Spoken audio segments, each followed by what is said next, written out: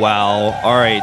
Just take that out and put it aside. Let's talk about this guy for a second. This is Life, a player who dominated, especially in 2012. Considered one of the best Zerg players, very young Zerg player, Royal Rotor. And this is his very first time ever in his career playing in Pro League. He's never played in Pro League before. Everybody really, really wanted to see him play. Everyone was really disappointed StarTale had not joined, Casper did not join Pro League.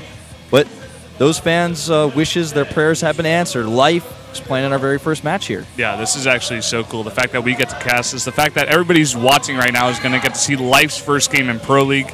Stay tuned. This is the guy he's going to be going up against. This is FanTaSy. Of course, this guy has a ton of fans as well, and he has a huge history as well. Needs a very little introduction. This guy was the last OSL finalist. He lost to Zhangbi in the very last OSL that we ever had for Brood War. Extremely good player, very talented in StarCraft 1 Pro League. His record shows it, when you look at it. And our first map here is going to be Outboxer. So a pretty unusual map for this Zerg versus Terran. Really excited to see how Life does. Not only is this his first time in Pro League, he's never played a televised match on this map before. Let's jump right into it. Game number 1 between SK Telecom T1 and Incredible Miracle.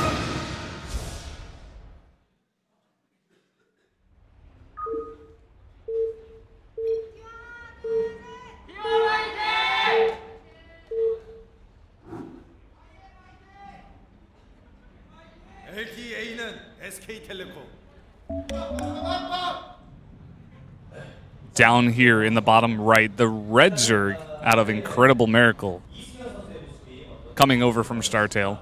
This is Life. Life. Allied player. Allied player. Mercenary. His opponent in the blue to the top left, which will continue to confuse me, is FanTaSy. I swear, man, this happens. It's so funny. If you look at SK Telecom, at least if you're me, the first thing you think is red. You just think red, red, red. Yeah. You look at Incredible Miracle, the logo is blue, and yet we have them as the red. It's just, it's a funny world we live in, man. It's the rules of this tournament, I guess, one team is home, another is away. Certain colors are assigned. And unfortunately, sometimes for us, and sometimes the viewers, it just doesn't go the right way. It could be a little bit confusing, but I'm sure after the first few times it'll feel a little bit more natural. At least we don't have a mirror matchup for our first one here. Yeah. 11 Rax goes down here for FanTaSy. Looks like he's going to drop his gas 11 as well, get his Reaper out just a little bit faster. There it is. This is a good build to do, first game of the day even, first game of your day as a team. Get a faster Reaper out there, get a faster Scout, be just a little bit safer, maybe do a tiny bit of damage. Yeah, force some spores to be made and canceled. Anything you can do to disrupt your opponent's mining, make him make some extra Zerglings. And Life, of course, as is the way of Zerg players, will go for a hatchery first as EVT. Pretty unusual to see anybody not do that. You're playing extremely safe, or you have a very aggressive build planned if you're not. Or, of course, you've seen a proxy or something like, you're trying to react to what you've seen. Yeah. I'd say 90% of games go with the hatch first, just in case there's, if there is any other information that's given. Or, like you said, mix up of builds. So far, we have this Reaper coming out a little bit faster. Yeah. And, really Life didn't cut any extra corners besides going for the hatchery first. Didn't add any additional drones. He just went right into the pool afterwards. So he should be able to get that queen out pretty quickly and ward this off. He's probably going to have to make 6 Zerglings anyways, but if he could avoid it, he would like to. There's the gas popping up for him as well, so he's going to have that pretty quickly. It's something the Reaper will very easily identify. And the pool's about to finish. Meanwhile, the Reaper heads across the map. It's a pretty quick rush distance on this map, unlike some of our other larger maps.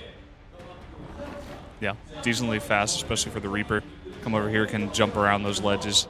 He's going to be able to come right into the base of the Zerg right away. We have 4 Zerglings being made, as well as those 2 queens, of course.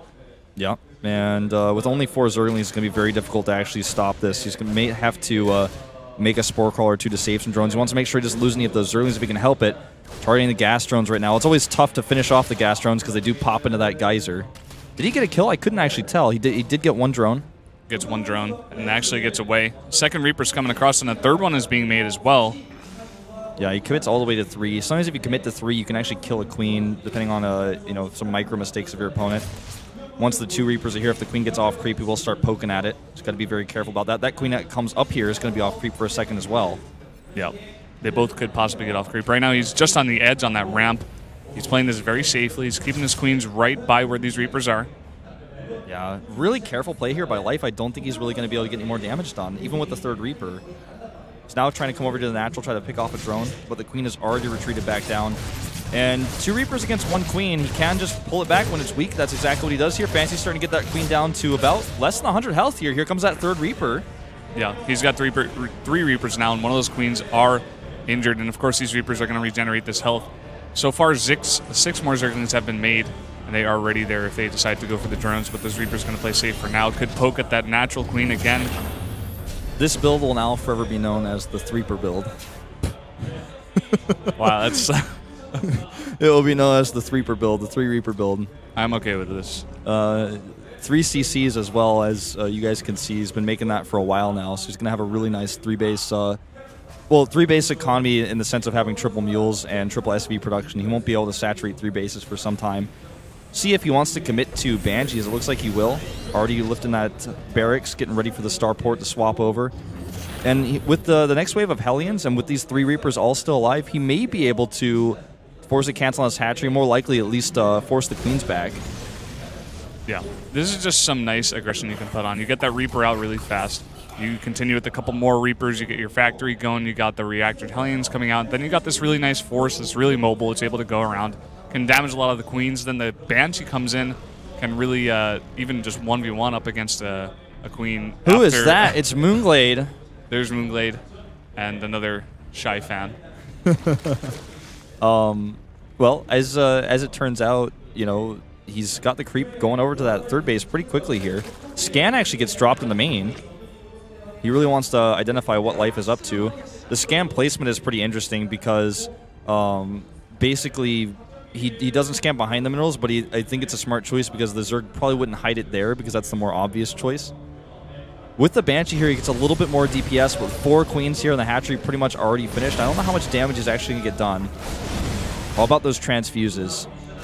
Yeah, I'd like to see how much energy those Queens have. He jumps up 1 Reaper, does get killed though, doesn't see much.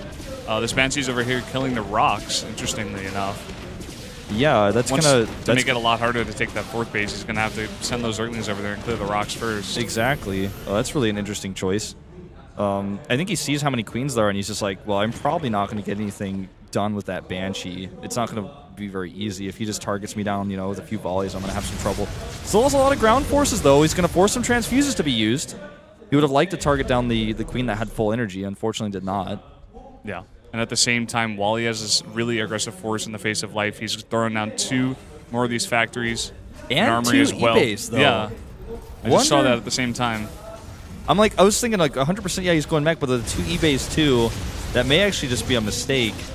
Good transfuses here by Life. He's so patient with his Zerglings as well. Does not get carried away, does not send them forward to die. It may actually just be that he gets the 2nd eBay because he got a first one for turrets and then he accidentally made the 2nd one. Or it could also be that he's trying to work out the timing. I think it's just a mistake. I think he's still going to go mech because there's not really any build that I know of that has 3 factories but still also gets double upgrades for bio. Yeah. I mean, you're doing a build like this in the first game, coming back here as FanTaSy, you want to show a really good game. You're going to make little mistakes like this as you play the game. Right, and now he starts double Thor production here. Must have just been precautions against the mutas. He also scanned several times, you know, or he sent the Reaper in and then he scanned. He seemed to be very concerned about possible mutas, and so far Life has no idea what he's up against, and his +1 melee upgrade is going to finish, which is not really going to be very useful for him until he has Broodlords out. Again, another scan here in the main base. FanTaSy's playing like this is StarCraft 1. He's got scans to spare. Doesn't actually see the Spire timing. At least as far as I could tell. Yeah, he doesn't see it. Yeah, he didn't see it. Baneland S goes down as well. +1/+1 finish for Life, but that's melee weapons, of course, like you said. The +1 and +1 of Bio is actually being made by FanTaSy as we speak. It's actually amazing. I mean, he's just been able to do so much with these Banshees, right? He's killed both rocks, so the 4th base gets canceled. And now he's blocked off the drone from retaking it instantly, so the Zerglings now have to be over there to kill the rocks, which delays the base even further. And he can't. And I think he probably realized this, and he was like, "Oh, I'll just send it over to the right side." Then he was like, "Oh, well, you blocked that one too." So now it's 3 base against 3 base. Never ideal as a Zerg, especially against a meching Terran who's just going to sit back comfortably on 3 bases and try to max out ASAP. Yeah. He's but adding. At the same time, he's getting stim. Yeah. He's got +1/+1 for bio. He's making Hellbats. I think he's actually just going to add siege tanks and Hellbats into his bio comp, and you know, more power to him for that. That's something I'd like to see more often, but can he afford it? That's the question, because it's going to be only Marines that he can make out of these barracks. He's not going to be able to add any Marauders in. With enough siege tanks and Thor support, I guess he won't really want any of those. And how many... Look at this. 7 barracks going down as we speak. I guess 1 is already made, but that's a lot of barracks, man. He's got the 3 factories as well. Is he going to be able to even support this? I mean, like you said, I guess he's going to be only making the Marines out of those barracks, but... This could get into Life's head a little bit, because he's like, are you meching? Are you doing bio? I don't actually understand. You know, you have 3 factories and so many barracks as well. The tanks, I believe, do have... Did he get the +1 upgrade for those? I didn't see it. I don't think he did. Stim is very late here, but he's got siege tanks to defend against this attack, so he should be okay. Just doesn't have a lot of bio over here. The Thors are coming over. They might actually just start fighting the roaches and then get picked up if they get surrounded. Yeah, nice little trick you can use to actually chase after the roaches if you want. A bit faster than the Thors on foot. And these Hellions are actually chasing after these roaches. These roaches are all going to die. 18 Speed is not done yet. 18 units are being produced right now, Brendan, and you know, there are already some Thors out, but he's going to have a lot of Marines, and contrary again to what I've said, he's also making Marauders. He's not making pure Marines. He's making siege tanks. He's very low on gas right now. This is so interesting. He's continuing with the siege tank production, but he's getting no upgrades for them. He's getting purely bio upgrades. Yeah, and still making a few Hellbats as well. He's making a deadly composition, man. If you think about how strong bio is, you know, as itself Marine medevac with how well you can split, it's very cost efficient against Zerg. And you think about you know, Hellbats, Hellions, and siege tanks and Thors. And well, hold that thought. Speaking of Hellions, looks like he's going to lose 4 or 5 of them there. 3 look to escape, but the thing about how mech is, it's another composition that's like really cost efficient. It's very tough to deal with as Zerg. You put half and half together, and you get something that we've never seen before. And I'm terrified to find out what it's going to look like. It's the big Terran death ball of everything. This is like a scary, fierce, like chimera of a build, man. It's like it's like a centaur. It's unnatural what we're seeing here. It's like all disfigured and stuff, but it's gonna work somehow. He's like broken all of the rules of everything we've ever known of this matchup. What is this? I've never seen anything like it. And I'm sure Life is confused as well. He's got so many mutas though. He's got upwards of 25 now. Yeah, and he's kept those pretty well hidden. And the siege tanks are not going to be all too useful here. It's going to be all about those Marines. No Baneling Nest, though, is a very big problem against this many Marines. He was making that earlier. I guess he must have canceled it. Yeah, well, I mean, he's very much confused here, because I think everybody at home is as well. I've never seen this composition. He's got Hellbats, Hellions, Marines, Thors, and siege tanks. The only thing he's missing really are Widow Mines, and he doesn't really need them, to be frank, with this many Thors and also the Hellbats on the ground. Yeah, look at this at the same time. Life tried to go back and do a counterattack here, but it was not going to be able to go up against all of those Marines, as well as the tanks back at home, and he's able to push with this force at the same time. Here we go. This is so scary for Life. These Mutalisks have to basically connect perfectly and also avoid those Thor shots. He's going to get some of these Marines. The Marine count is low enough here that he can actually fight these. He's got to be careful about the Thors. There's only 2 Thors, though. If you can keep picking the Marines off little by little, then Magic Box of Thors, that would be ideal. This is crazy, man. He snipes the hatch. And this is causing the upgrades of Life to be pretty lopsided, right? Because he's getting upgrades for Roaches and he's getting upgrades for Zerlings, but he doesn't have 3 Evolution Chambers. So I think right now he's like 1-1 with his Zerlings. Now he's getting the +2 for Roaches. Doesn't have Carapace level 2 for either. Yeah, I think he did get the +2 to melee. I think I saw that up there at one point. But I hope so. But I mean, it's true. Still, the upgrades are being a bit delayed here for what he really wants on the map. He does have a lot of Banelings though, so it is going to help out in that facet. It's funny how FanTaSy, after focusing on those bio upgrades, he's also getting the attack upgrades for this this mech, of course. I mean, he's adding so many siege tanks.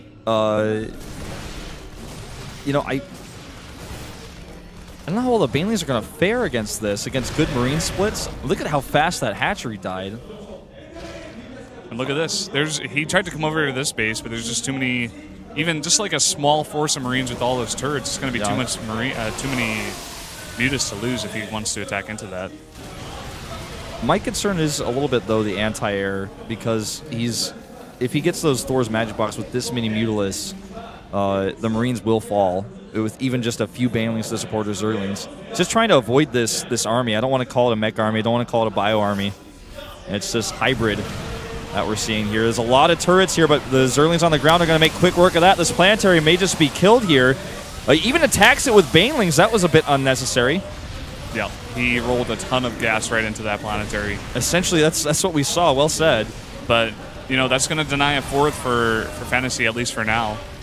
But meanwhile, he's trying to deny Life's fourth base over here, his fifth base, I guess, depending on how you want to count it. All right, here we go. Is the Magic Box going to be good? He goes on top of the first Thor, but there's too many here.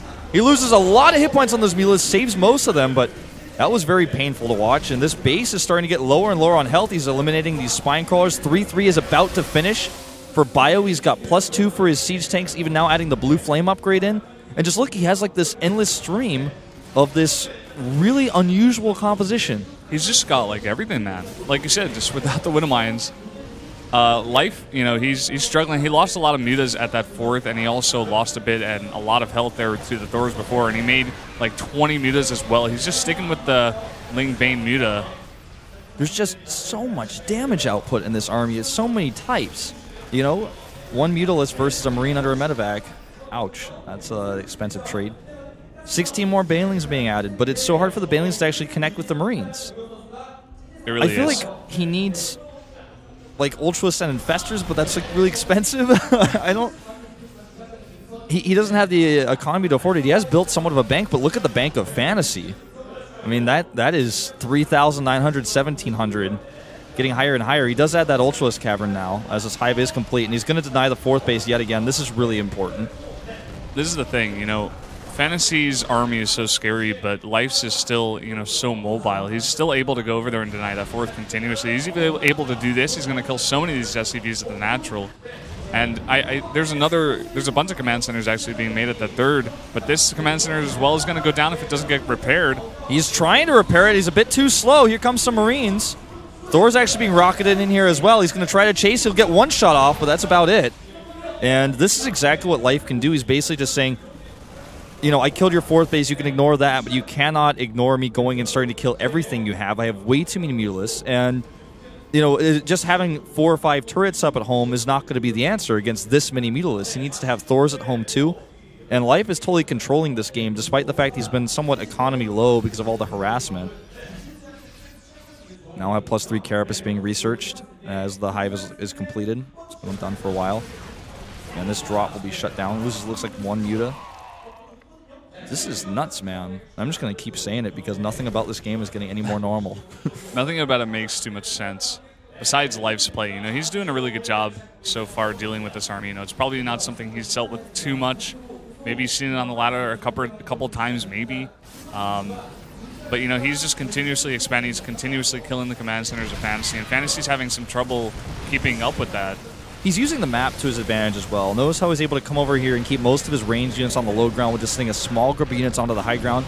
And then with that, it's very difficult for Life to actually come and save his base. And this defense is solid. Now he leaves the Thors at home. He's got more turrets. Yeah. So he kills the base, and Life doesn't have enough army without the Mutalisks there to fight this. And the Mutalisks are trying to counterattack, and it's just not going very well for him. Yeah. I just feel like FanTaSy has to get a fourth base up and running. I mean, his natural even is not even running. He's actually floating that command center over to the fourth again. At this moment, you know, FanTaSy does have a really big bank, and he's using that right now to stay in the game. But, you know, as time goes on, Life is he's gonna take this fourth base. He's gonna try to take this fifth base as well. He's getting a bunch of Infestors. He has the Ultralisk Cavern as well. He's getting his upgrades. You know, if he can stay in this for a while, I feel like Life could maybe just overwhelm it. He starts to add the Infestors in, and he is going to have that Ultralist Infestor combination that I was talking about earlier. He's going to have Banelings to support that as well. The base over here for FanTaSy is likely to be killed now. He only has a few units over, not enough Thors here, and here we go. He doesn't commit, though. He's a little bit concerned. There's There's a few Thors on the low ground there. Life, like you said, he's kind of desperate for mining. He's even long-distance mining over there at the top right. This is scary. He has to respond. FanTaSy has to respond to this. What's keeping FanTaSy alive in this game really is his bank. What's also perplexed me throughout this game is that those 2 siege tanks on the production tab have always been separate from each other. I saw that from the beginning, and it really confused me as well. But look at this, trying to bring that army to the north, and coming down here while the siege tanks are on siege, trying to come in at this 4th over here. Yep, Rock's actually destroyed here, cutting off the ground forces from attacking, and I don't think Life... Well, now he's got the Ultras here in the bundles. Now he can commit to the engagement. How efficient is this going to really be, though, with the rest of those units coming from the low ground? Does he have enough Mutalisks? Looks like he very well may. It's very close here, though. It is so close. There's just one Thor trying to run away, but even with those bunkers and some Marines coming from the back, taking a bit of damage, even some more Thor shots going down. Doesn't want to lose those mutas. Gets the regen, stays alive. But Life did lose a big chunk of his army there. Trying to remax with some of those Corruptors, want to get those Broodlords as well as some of those Infestors. Yeah. Wow. I wonder what's going to happen next, because essentially the transition to Vikings is going to be a big priority for FanTaSy because there are Broodlords coming. And Thors, even with their new expensive payload or whatever the ability is called that gives them the ability to attack air units a little bit stronger, he needs range for that because the Thor's not going to be able to close the gap underneath those Broodlords very easily, especially not against the type of composition that Life has built here. So he needs to switch to Vikings relatively soon here. The Thors will deal with the Corruptors quite well, but he's going to want more than that. Yeah, he definitely will want to. It seems like he wants to go aggressive here. He wants to push along the north, try to protect that base, but at the same time, it seems like there's some Zerg units up there. Some Zerglings even here. They're not going to be able to fight against those Zerglings. They're so heavily upgraded. A lot of these SPs actually getting kind of camped there. Yeah, that was nicely done by Life. The Planetary will finish and stop anything like this from happening again, but my big concern for Life is that he has no bank anymore. He's down to 200, whereas the bank of FanTaSy is high enough to where he could remax again. He's already starting to make those Vikings. He needs to make this composition work, Life that is. He needs to really trade efficiently with this. He has a lot of energy units. He has that tech advantage of the Broodlords that doesn't have an answer just yet. 3 starports desperately being made by FanTaSy right now. He didn't realize this was coming, and now he's in big trouble. If Life can trade well and resecure his bases, this is his best chance of winning this game. Let's see what he can do here. Yeah, this is the timing. If he can come in here and do a lot of damage while the Vikings are not in high enough number, he could really take a big advantage here. We're going to have to see. Seems like the Terran army, though, moving a bit forward, trying to get some damage onto the Broodlords, but the Mutalisks coming in as well. Decent Fungals going down. He just looks like he might have enough anti-air here with the Marines and the Thors at the back. He's pushing his way through FanTaSy. What composition is this? The hybrid mech bio composition will crush Life's army. And that's going to be it. He's got no money, he's got no bank, he's got nothing to fall back on. And it looks like FanTaSy is going to take his very first Pro League win here. Life, on the other hand, the opposite will be true of him. His very first match he's ever played, and it looks like he's going to lose it to a composition we've never seen before. Wow. What an interesting game out of FanTaSy. He's making a statement here. He wants to show the world what he has to offer. And this is a pretty good game for him. The Zerglings trying to come in here, try to do some damage. They do decent damage, but it's just not going to be enough. The supply falling so hard. Yep, that's going to be it, man. He's going to kill his base yet again. The base is secured to the north for him. The base at the 9 o'clock has been up for a while. GG. FanTaSy takes game number 1. That was pretty nuts. I feel like that build would not work on a lot of our other maps, but because of the way this map has so many bases that have a low ground, high ground area where you can camp next to that, and if you have Thors and siege tanks there to support a small bioforce, works really, really well. On other maps where it's more open, it's a lot more difficult to actually go over and siege bases up like that, and I feel like he basically just constantly attacked the bases that were the furthest away from Life's army, was able to kill them consistently every time and then fall back, and he saved his army. So he never lost his bank because he didn't have to rebuild his units, whereas Life did constantly. Yeah, that's a great point actually about the low ground. I mean, he's just mixing those siege tanks into the composition, having the Thors there for the mutas as well. He's just playing on the map. It was a really nice build. I'd like to see it again. Yeah, me even too. On the same map. I'm really impressed with that actually. Only time will tell if we'll see that again. I mean, as far as I know, we've never really seen somebody try to do this before, and that's